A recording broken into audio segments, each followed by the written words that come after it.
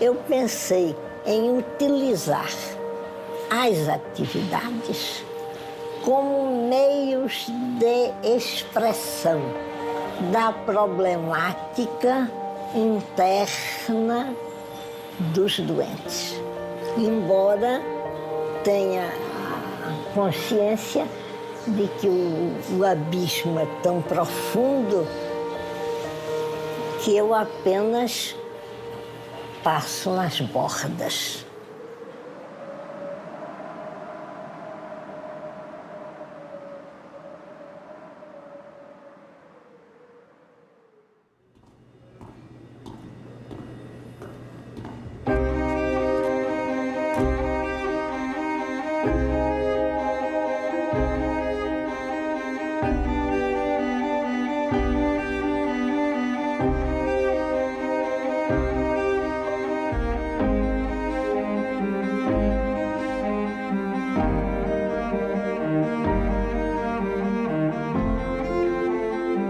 A equipe lá do Centro Cultural da UF nos procurou, tinha em mente fazer essa exposição, essa homenagem póstuma, essa efeméride para Nise.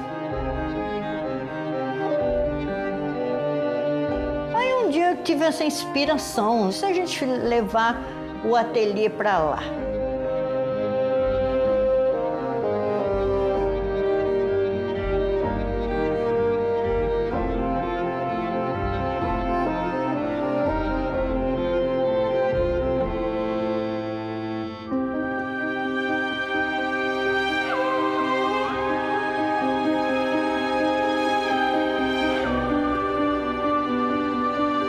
Há 10.000 modos de ocupar-se da vida e de pertencer à sua época.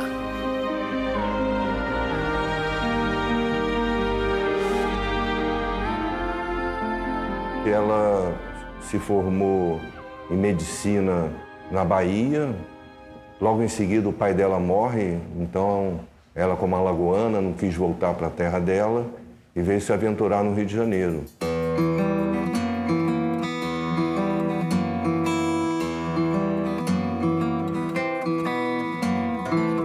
E ela foi ser médica residente no Hospital da Praia Vermelha, né, que foi o primeiro hospício a ser criado no Brasil. E convivia com os loucos, porque ela morava no próprio hospício.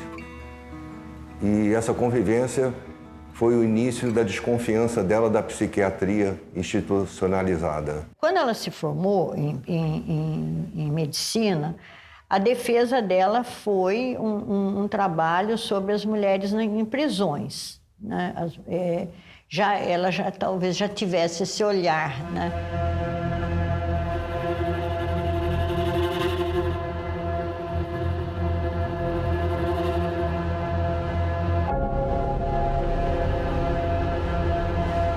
Em 1936, ela é presa na ditadura Vargas. O diretor do hospital acaba sabendo, através de uma enfermeira do hospital, que ela tinha livros de esquerda. O fato dela ter sido presa, acho que é preponderante até da maneira como ela passou a ver essa situação do doente mental, né, preso, trancafiado.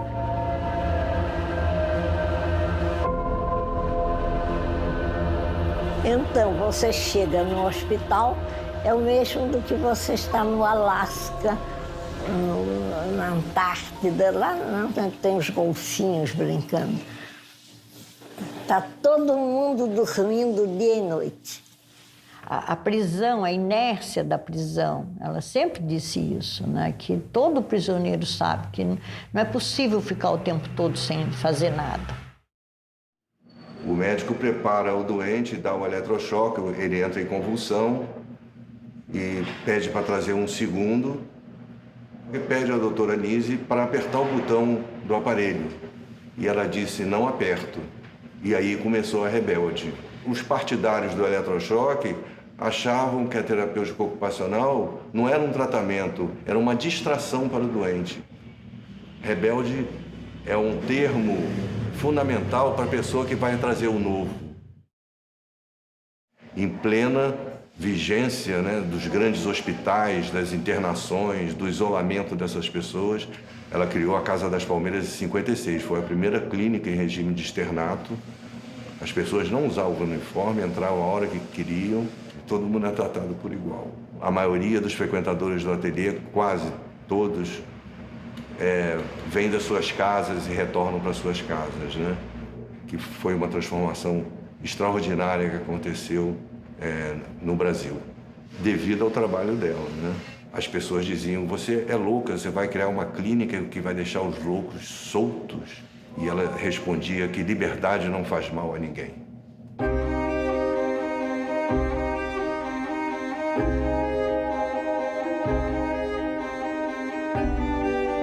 Começou a atividade em 46, mas o museu ela criou em 52, como um centro de estudo e pesquisa. Quando ela começou a perceber a função, a importância daquelas imagens, pessoas tão com aparência tão decrépita, tão abandonadas, tantos anos, né, como o caso do Emílio, 23 anos internado, e o primeiro desenho dele já ser um desenho de arte. Ela disse que falava com os colegas diziam, isso é assim mesmo, Nise, isso não é nada. Mas ela não se contentou com isso.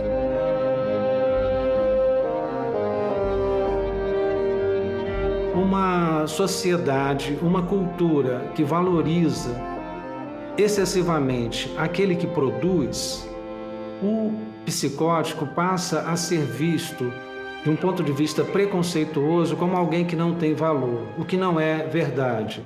O trabalho da doutora Anísia traz isso com muita clareza à tona, o valor dessas pessoas.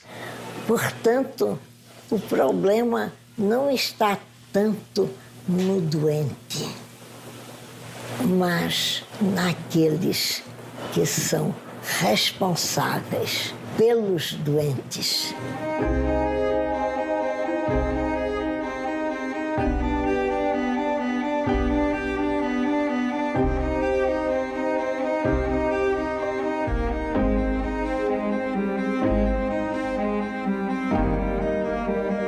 Não é um acervo que é de belas artes, ele não é um acervo acadêmico, ele não está dentro de parâmetro nenhum, ele não se encaixa em nenhuma caixinha. Todo mundo que trabalha nesse espaço vai viver um pouco do que ela viveu.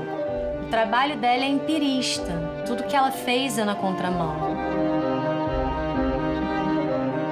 Bem, esse projeto, na realidade, ele resulta de um processo de aproximação do Centro de Artes UF com o Museu de Imagens do Inconsciente, né?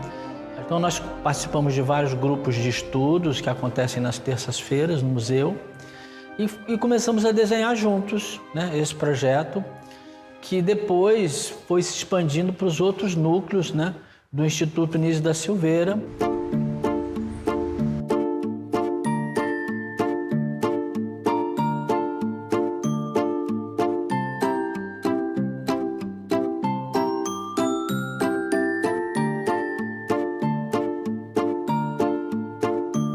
Ser do outro espaço, né?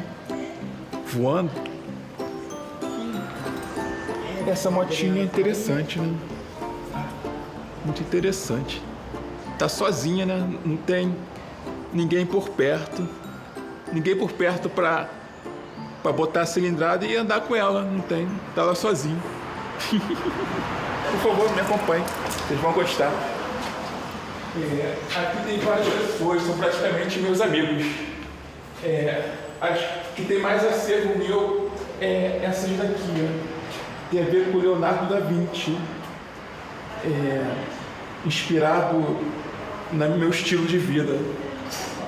O Picasso, as minhas experiências Picasso, Van Gogh, são os que eu mais gosto. Esse daqui é um gatinho, adoro gatinho. Pena que meu pai não gosta. Aqui é a mão do Homem-Aranha. Esquematizada, é um dedo do Homem-Aranha. É um rosto, escotilhas, símbolo do Batman. É fácil identificar, mas é difícil fazer. O objetivo é chegar aonde que não se chega. Eu faço dança com a Rita e ela usou um quadro meu e me chama de Van Gogh da Nise. Eu sempre tento desenhar o Homem-Aranha, mas eu nunca consigo. Por isso que os meus desenhos são sempre ligados a esse super-herói. Porque no pré-vestibular, tudo era lindo, maravilhoso, músicas, filmes, trailers. Foi minha fonte de inspiração. Mas chegou algum tempo que me entristeceu, porque as pessoas saíram do meu redor e eu fiquei sozinho. Agora já tá do jeito que Tá, você quer? tá do jeito que eu quero. Agora eu posso fazer o que eu quiser, né? Pode? Posso. Que chique, gostei. Posso fazer o que eu quiser. Só pedir que eu faço. Ah, é? Ah. Por isso que eu gosto do museu, porque são pessoas que gostam das pessoas e são sinceros no gostar, né? Tem várias pessoas que a amizade é muito forte e é isso aí. O trabalho que a doutora Anise iniciou traz uma questão importante, que são essas imagens como um instrumento de linguagem. Pioneira mesmo, né? Uma desbravadora, que deixou um legado belíssimo, assim, apostando no encontro com a arte como um encontro muito curativo. Ela entregou para essas pessoas que estavam ali jogadas, né? E uma outra possibilidade de comunicação. Nise dizia que a doença não está nas imagens. As imagens, pelo contrário, elas são onde a saúde aparece. Não adianta só tomar meu tarja preta. Se não tiver uma tinta ou um cavalete na minha frente, nem que seja um papel, para mim aquele dia ali pintar, meu remédio não está completo. Isso aqui é um complementar da minha vida, da minha felicidade hoje em dia. Eu conheci um médico que depois de uma semana na camisa de força me apresentou um cavalete. Cavalete e uma tela, onde surgiu meu primeiro desenho, meu primeiro pedido de socorro através de alguma coisa que eu não falava. Hoje eu tenho orgulho de bater no peito e falar, sou maluco sim. Me encontrei um jeito de sobreviver a essa sociedade burocrática através da minha pintura. Tem toda uma ressignificação do papel social, porque os nossos clientes eles passam a ser vistos como artistas.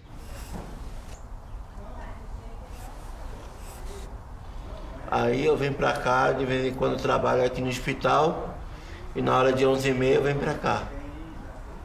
E aqui é um desenho mangá, ó. Sabe o que é mangá? Desenho mangá é desenho japonês, tem esses olhos.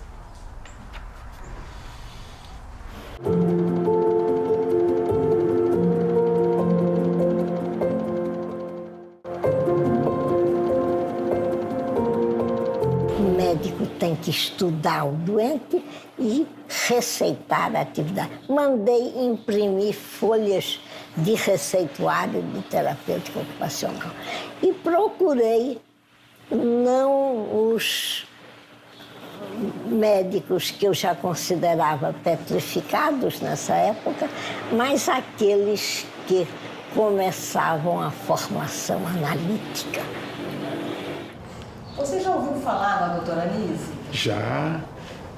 Através dos filmes, dos livros. Nise morreu em 99, tem um legado muito grande.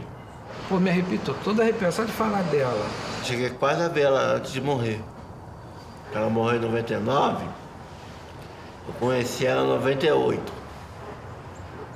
Eu não conheci pessoalmente, mas eu gosto de falar com ela todo dia, agradecer o que ela deixou plantado aqui. A liberdade, que foi uma coisa que a doutora Anise da Silveira delimitou. Que é o jeito de sobreviver esse mundo aí fora. A história dela foi repleta, ela morreu com 94 anos, tem muita coisa para contar. Cada vez que eu saía daqui, logo no começo, até hoje eu falo, obrigado, doutora. Se não fosse a senhora, o que seria da minha vida hoje em dia? Será que eu estaria vivo? O homem vai ficar imortal e ela, a gente ainda vai contar a história dela.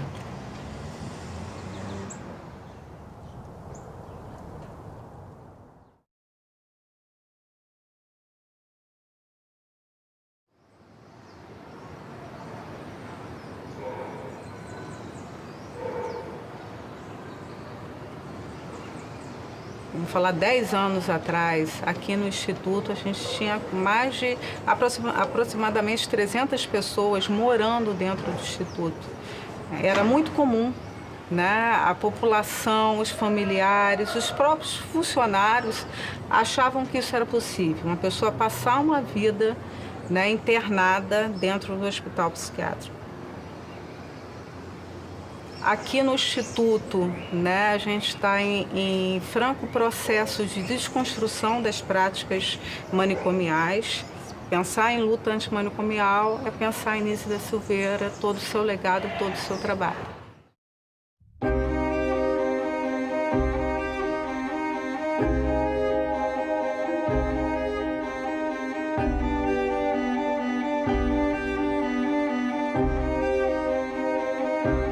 De mais de 400 mil obras. Dentro dessas obras, 128 mil obras são tombadas pelo IPHAN. Então, nessa história dos ateliês do museu, surgiram os Van Goghs brasileiros, que foram reconhecidos no mundo das artes. 400 mil obras, 400 mil histórias para serem estudadas pela antropologia, pela psicologia, pela qualquer área da ciência. Nós prezamos muito o conceito de museu vivo. Então, todo dia há uma nova produção acontecendo, né?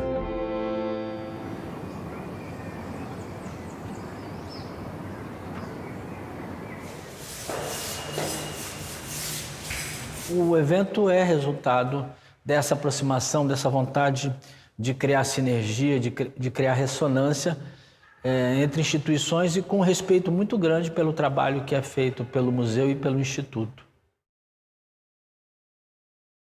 Então, essa espiral dos afetos é um pouco esse movimento de sinergia, de integração entre as pessoas para que a gente possa, de alguma forma, caminhar no sentido de uma sociedade assim, minimamente mais saudável, mas, né, e essencialmente social.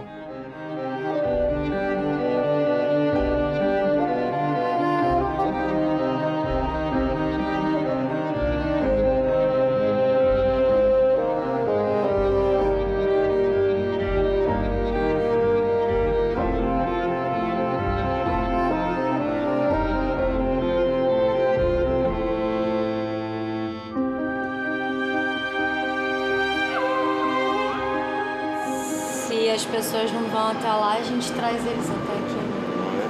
Mistura todo mundo. Foi uma relação de muito cuidado num primeiro momento, né? Porque nós estamos falando, né, do trabalho de clientes, né, da produção intelectual, artística e narrativa, né, dos clientes que estão de alguma forma narrando a sua própria vida.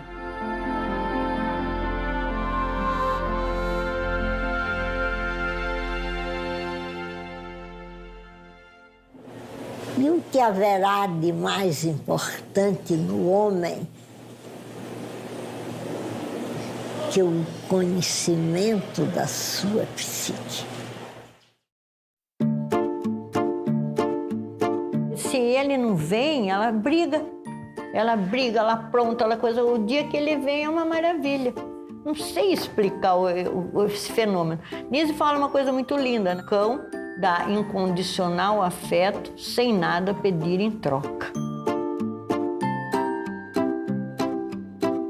Ela diz que os gatos têm um jeito mais parecido com os esquizofrênicos, né, de amar. Os gatos são mais ariscos, são mais reservados, né? E o cachorro já é escancarado mesmo. Eles foram limpar um terreno para fazer um campo de esportes. E achou uma cachorrinha e deu para um paciente. A partir do momento que ele assumiu a responsabilidade de cuidar daquele animalzinho, mudou a rotina hospitalar dele e ele foi melhorando em função da relação com o animal. Então ela começou a perceber a importância que era isso, né? Depois veio o Carlos, que também era muito apaixonado pelos animais. Ele não tinha um discurso lógico. Mas quando o amigo, o cachorro, precisou, né? Ele mobilizou as forças autocurativas.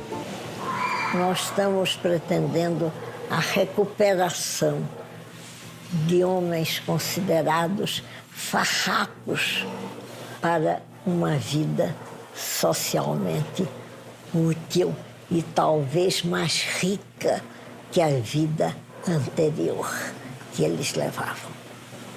Os artistas logo reconheceram a importância do trabalho dela. O Almir Mavinier, que era um artista plástico e que foi quem deu apoio a ela nos primeiros tempos do ateliê de pintura e modelagem.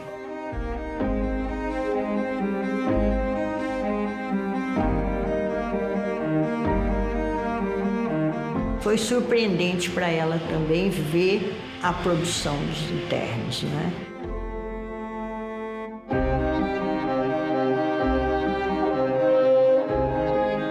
Ela não esperava aquilo. Então aconteceu também, eu acho que foi tudo meio acontecendo, né?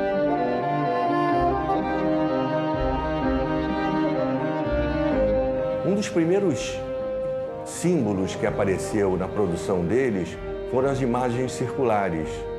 Como ela se perguntava, as pessoas definidas como pessoas partidas poderiam fazer o símbolo da unidade, o círculo, que para Platão é a mais perfeita das formas.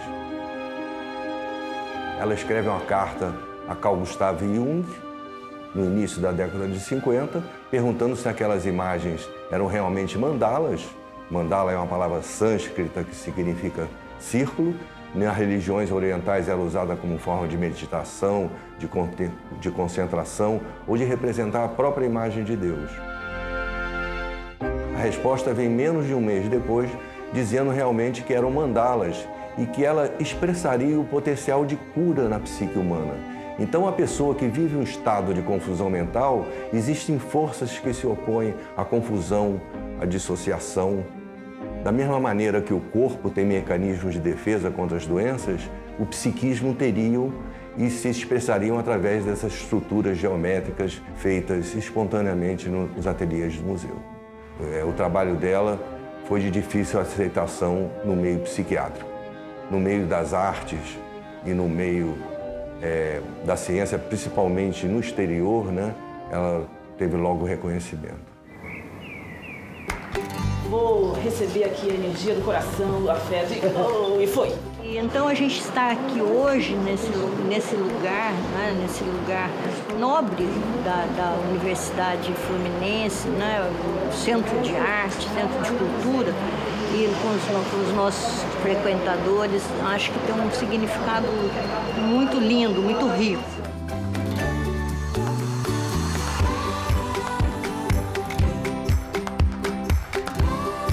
A galera estava produzindo ali na varanda, foi deslocado o espaço completamente, né? As pessoas estavam criando, recriando e tinham obras ali que tá com essa influência da rua também, porque o imaginário é vivo, ele é influenciado pela rua, pelos espaços todos.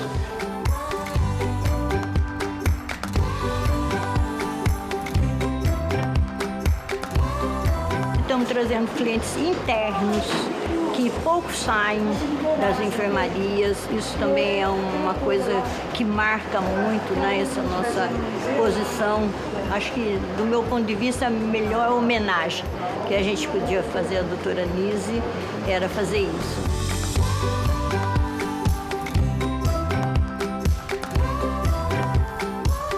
Eles estavam hiper bem à vontade, viu?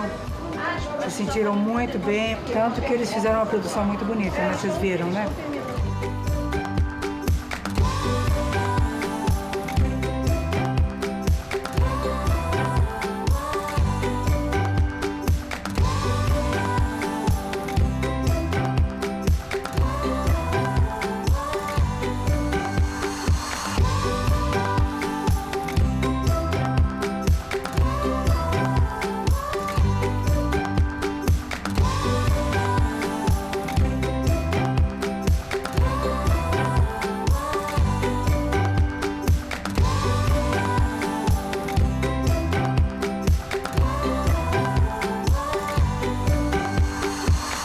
A Nise queria derrubar os muros, mas acho que os maiores muros, na verdade, estão dentro das cabeças das pessoas. Se a gente não mudar a cabeça do suporte dos sons, dos normais, a gente jamais vai conseguir cuidar do outro.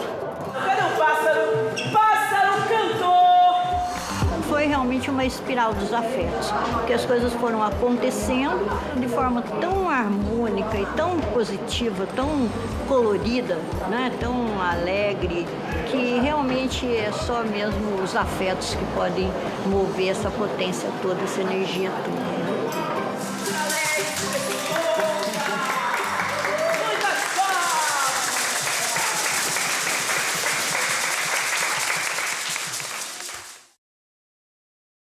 Naturalmente, esse trabalho de pôr os doentes para trabalhar, ou para ter um pouco de lazer, seria ótimo para uma senhora filantrópica. Mas eu não sou uma senhora filantrópica, de jeito nenhum. Eu sou uma pessoa curiosa do abismo.